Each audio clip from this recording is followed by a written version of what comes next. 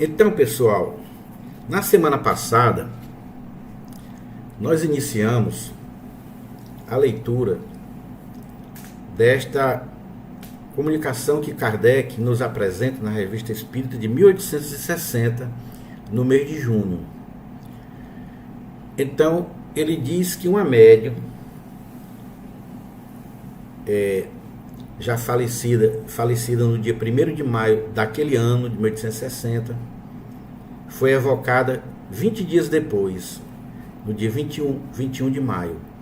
Ela era uma médium que não era conhecida de Kardec, pois que ela morava na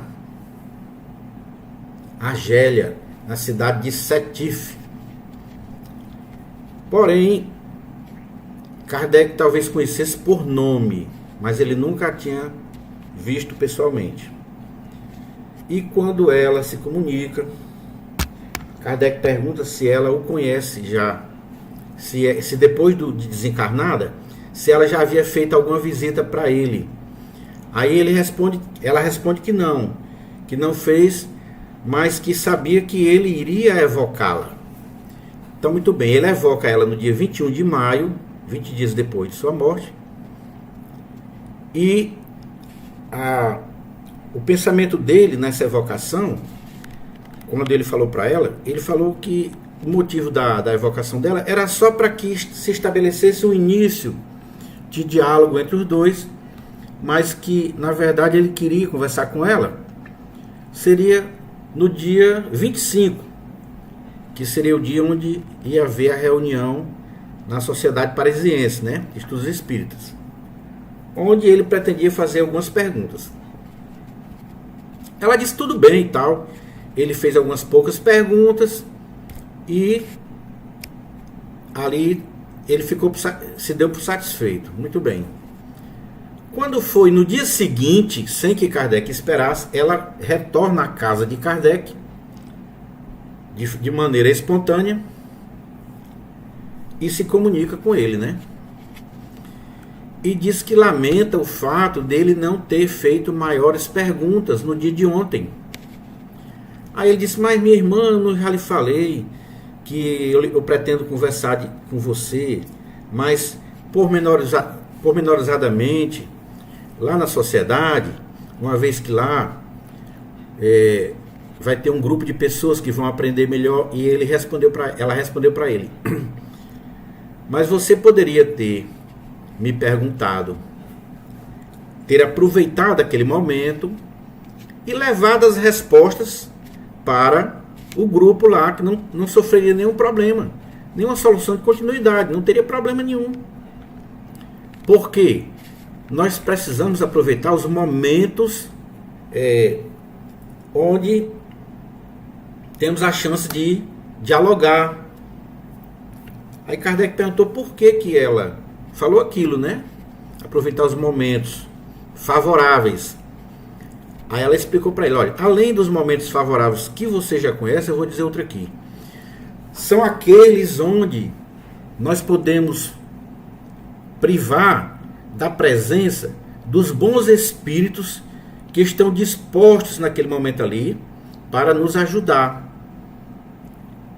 Que ela quer dizer que naquele momento da primeira evocação dela, no dia anterior, haviam vários espíritos iluminados respondendo por ela naquele instante ali, e que aquele tema poderia se desenvolver muito mais. Mas Kardec, coitado, não sabia desse detalhe e deixou passar a oportunidade, né? Então, o que ela quer dizer com isso? Que sempre que nós estamos dispostos a estudar, a questionar um espírito, o espírito também ele precisa ter iluminação por parte de outros espíritos superiores a ele, porque nem sempre ele tem todas as respostas. Então não é só um palestrante que tem a inspiração, né? Não é só um professor, não é só um coordenador que tem a inspiração, não é só o aluno no corpo material que também tem a inspiração, não. Também os próprios espíritos, dependendo da seriedade, dependendo da necessidade né, de que seja dado informações precisas, informações corretas, científicas, os espíritos estão ali ao lado dele orientando, né? A gente lembra muito de Divaldo nesse momento, né? Divaldo disse que certa feita foi dar uma palestra, esqueceu de esqueceu de combinar com os espíritos. Lá ele não percebeu a presença de nenhum. Aí foi quando ele disse que não ia dar a palestra, já estava querendo se retirar do centro espírita. Quando o Viana de Carvalho se apresenta a ele e disse: meu irmão, você vai para onde? Ele disse: não, eu não apareceu nenhum espírito aqui para me ajudar na palestra, eu já ia me embora. Aí ele disse assim: ó, eu vou lhe dar essa colher de chá, eu vou lhe ajudar nessa palestra, mas da próxima vez você se lembre de combinar conosco, viu? Quando você for fazer uma palestra. Aí o Divaldo tomou aquela lição, né? Ou seja, por isso que a gente ora no início das reuniões, meus irmãos. Isso não é ritual. Isso é uma maneira da gente fazer um recolhimento adequado, para que somente, os espíritos dizem que somente com o recolhimento é que os bons espíritos têm a possibilidade de se aproximar da gente. Quando a gente não está harmônico, não conseguem, por mais que eles queiram, entendeu, pessoal? Então isso é uma maneira da gente atrair os bons espíritos. Chama-se recolhimento, oração, harmonia. E lá Kardec pergunta a ela, um dos ensinos bacanas que ela deu, foi quando Kardec perguntou se, como médium, alguma vez ela teria sido enganada pelos espíritos, né? Se alguma vez os espíritos teriam interferido nas comunicações que ela recebia. Ela disse para o Kardec: muitas vezes, meu irmão. Aí Kardec perguntou assim: e você vê hoje, como espírito, você vê esses espíritos que tentaram lhe enganar, que se passaram por outros quando você era médium? Ela disse: sim, eles estão aqui presentes e estão tentando novamente interferir nessa minha comunicação com você. Só que agora eu não sou mais joguete deles. Agora eu posso vê-los claramente e eu os repilo. Que bacana, pessoal, olha só. Ela, como espírito, agora ela estava repelindo a presença deles ali naquele instante. Apesar que ela agora não era a médium, né, que escrevia. Ela era o espírito que estava dando a comunicação, através de outro médium, né? Porém, aqueles espíritos estavam com a mesma mania de querer interferir. Então, pessoal, nós temos espíritos que só o que eles querem ao nosso lado é interferir nas comunicações. Depende, então, muito da gente observar o conteúdo das comunicações que recebemos, para saber se é aquele espírito sério que nós chamamos ou não passou a ser um outro que está interferindo. Isso é muito importante para nós fazer essa avaliação, né? Análise de comunicações.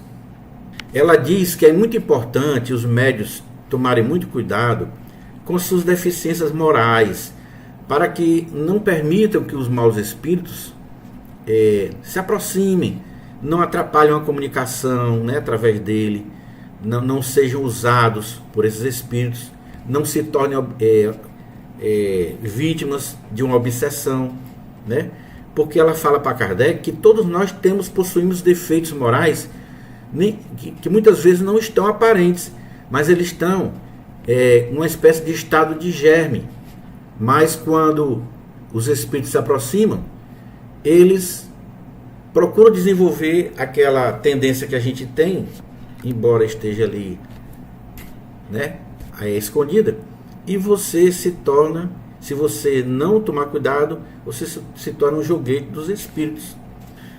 Pessoal, veja então que ela está falando do perigo, dos cuidados que o médium precisa ter com sua mediunidade.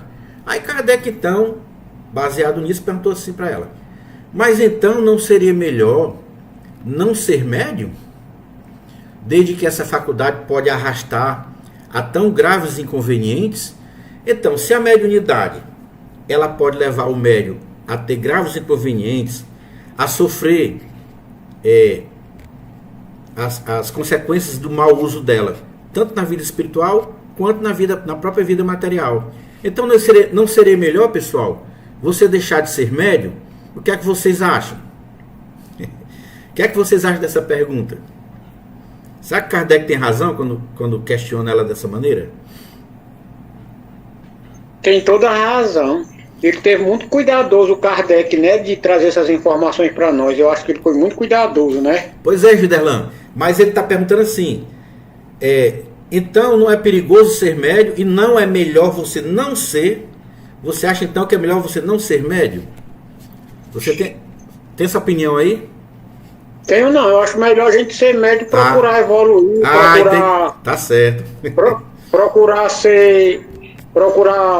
nos como é que diz? Vigiar. Entendeu? Eu queria só fazer uma pergunta. Então, por exemplo, quando a gente, do jeito que nós precisamos, claro, de evoluir, de estudar, por exemplo, eu fazer uma pergunta a você para você me dar uma informação, se você não souber, você vai perguntar a alguma outra pessoa encarnada. Eu queria saber se os espíritos de luz também não têm todas as informações para a gente, né? Eles também vão procurar informações com outros espíritos mais evoluídos para nos trazer, assim não? Judelan, é o seguinte, meu irmão, o espírito superior, ele só pode responder algumas questões só até aquele ponto que nós temos a condição de compreender. Mas como a nossa inteligência é muito limitada e a nossa linguagem é muito pobre, então muitas informações, mesmo os espíritos superiores, não podem nos dar, porque nós não entenderíamos. Agora, outros espíritos menos evoluídos, quando eles não sabem dar alguma questão, uma resposta a alguma questão, eles são sinceros. Não, eu também não sei dizer isso, mas eu posso me informar melhor, entendeu, meu irmão? É como você está dizendo aí, viu? Depende da evolução do espírito. Mas vamos deixar para abrir as questões mais para o final, viu, Gedeão? Ok. Para poder prosseguir aqui. Então vamos lá. Fecha teu áudio aí. Então, Kardec perguntou para ex-médium, né? Perguntou para aquele espírito se não seria melhor você não ser médium do que ser médium e ser tentado e se tornar vítima dos maus espíritos. Aí ela respondeu da seguinte maneira: credes então que os maus espíritos só vêm atacar os médiuns? A mediunidade, ao contrário, é um meio precioso de reconhecê-los e de se premunir contra eles. Então, pessoal, ficou claro que os espíritos não atacam só os médiuns, eles atacam a todos nós, independente de sermos ou não médium. Ocorre que quem é médium, ele tem nas mãos a condição de saber se está sendo vítima ou não de uma obsessão, de um mau espírito, entendeu? A diferença está exatamente aí. Então, a mediunidade, para nós, é o remédio que, em sua bondade, Deus põe ao lado do mal.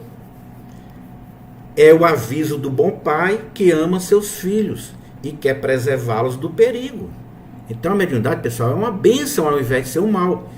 Infelizmente, os que desfrutam desse dom não sabem ou não querem aproveitá-lo. O problema está aí, em quem não quer aproveitar a mediunidade, né? São como o imprudente que se fere com a arma que deve servir para a sua defesa.